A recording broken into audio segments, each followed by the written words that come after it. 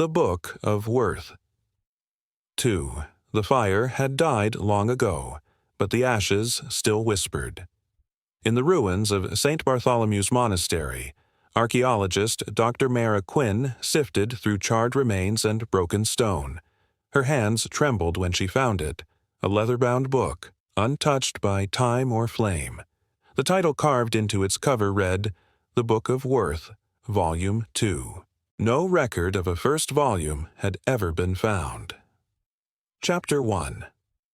The Unwritten Pages. When Mara opened the book, every page was blank. Yet as she turned them, faint letters began to surface like smoke. The words were in Latin, but she could understand them. Somehow they spoke inside her mind. To read is to be chosen, to write is to obey. Her pulse quickened. The script began rearranging itself, forming new sentences each time she blinked. It was like the book was alive, rewriting itself to match her thoughts. Mara laughed nervously. "Impossible," she whispered, closing it quickly. But when she looked up, she was no longer in the monastery. The walls had changed. The torches burned blue, and monks stood around her, their faces hidden, their chants low and rhythmic. She turned in a panic, the book still in her hands, and the leader of the monks stepped forward. "You found it again," he said. Chapter 2. The Return of the Worthless. Mara blinked. "Again?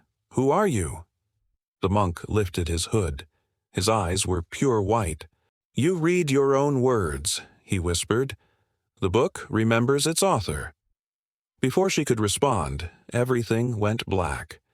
When she woke, she was back in her tent outside the monastery ruins, daylight streaming through the torn canvas. The book sat beside her, open to a page that hadn't existed before. It read, "The second coming of Worth has begun." Her phone buzzed. A voice message from her assistant, Leo.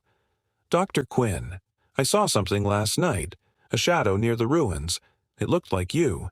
I'm not joking. It even called my name." Mara didn't reply. She just stared at the book. That night she wrote one question on a blank page. Who is Worth? The answer appeared instantly. The one who judged creation. Chapter 3. The Mirror of Sin.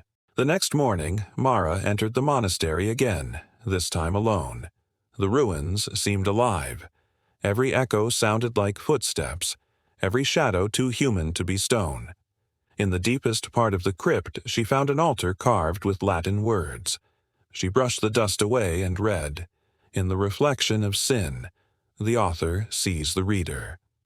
On the altar stood a mirror, cracked, ancient, yet glowing faintly.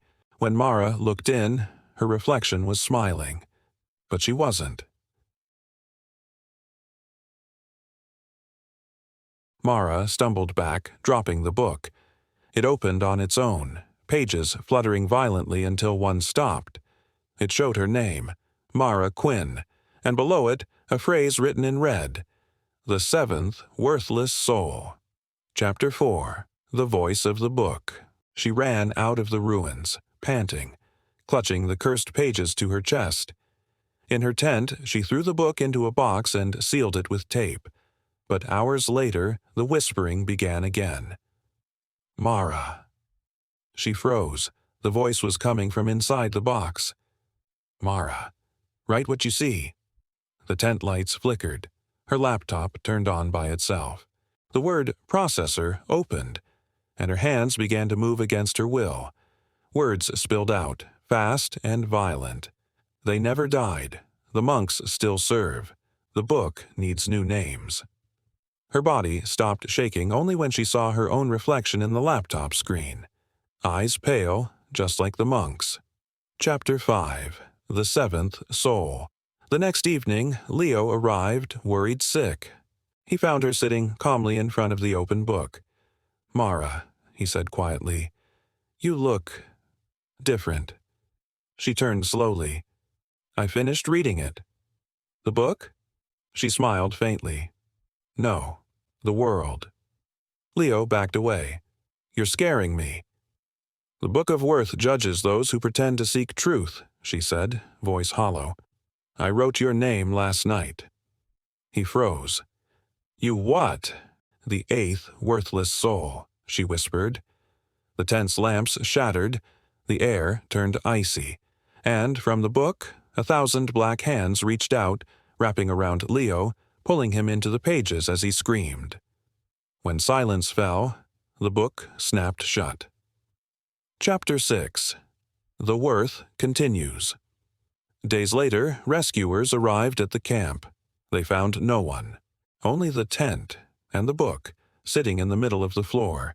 Its first page now read, The Book of Worth, Volume 3, authored by Mara Quinn, and on the last page one line glowed faintly red. To write is to obey. Epilogue, the new author. Months later, an antique shop in Prague received a strange package, an unmarked box containing a single old book. The shopkeeper placed it on the shelf under rare religious texts. That night she opened it, just for a peek. The first line appeared slowly, letter by letter. To read is to be chosen. Her eyes widened. What? The lights went out, and somewhere in the dark the pages turned by themselves.